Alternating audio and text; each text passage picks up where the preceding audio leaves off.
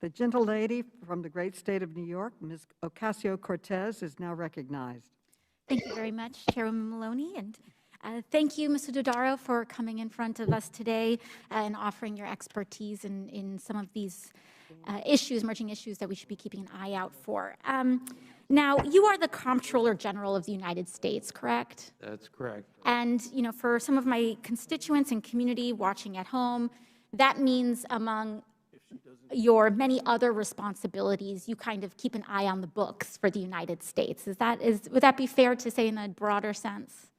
Yes, books and programs, all federal activities. Okay, wonderful, thank you. So before I begin, Madam Chairwoman, I would like to ask for unanimous consent to submit a ProPublica article on Facebook on enforcing tax law and a letter from 88 national organizations urging President Biden and Congress to invest in fair enforcement of the tax law to the record. Without objection. So Thank you very much. So, Mr. Dodaro, let's talk about taxes. If I was the CEO presently of a large international corporation that was founded here in the United States and wanted to manipulate my taxes and park the profits somewhere else, do you think I'd be able to get away with that in our current system? Well, there's a lot of potential loopholes in the current system that can be exploited. Thank you. And, actually, according to this ProPublica article, it seems that some records have been unearthed, and Sheryl Sandberg wrote in an April 2008 email that, quote, "My experience is that by not having a European center and running everything through the US, it is costly in terms of taxes." And Facebook's head of tax actually replied to Sandberg in these records and that the company needed to find a, quote, low-taxed jurisdiction to park profits. And it found that jurisdiction in Ireland, where its tax rate is near zero. Now, why would Facebook, you think, want to do that? Well, there's different tax advantages. I'm going to have Mr. Mims, our expert in the tax area, I'm going to ask him to help comment. Sure, of course. Because we've looked at some offshoring kind of issues. Chris?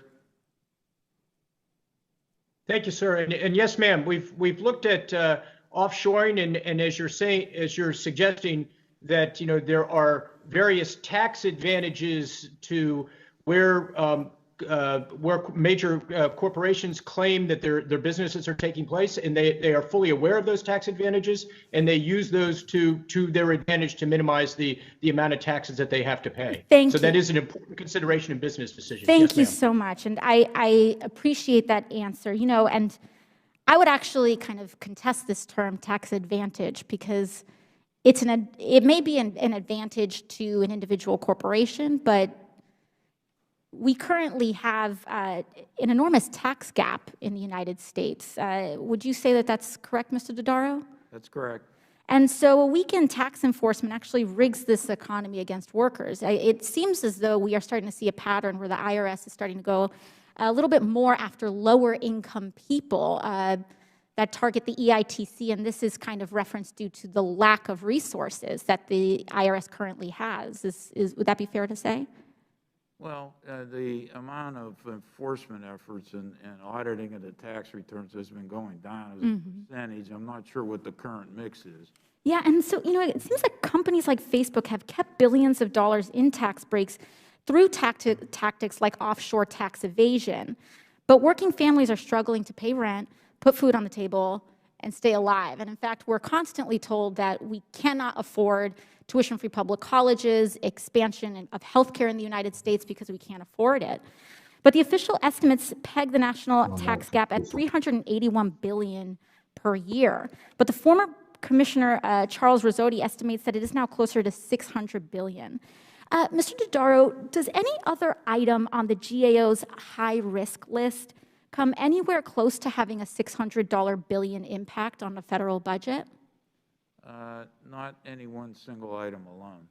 So this seems to be one of the largest areas of having a negative impact on our federal budget. It's tax evasion and other sorts of... Yes. There are two others that have potential large areas. One is health care, improper payments in health care, which are over $100 billion a year. and defense weapon systems, where there's a portfolio of $1.8 trillion. All right. Thank you very much. Appreciate it.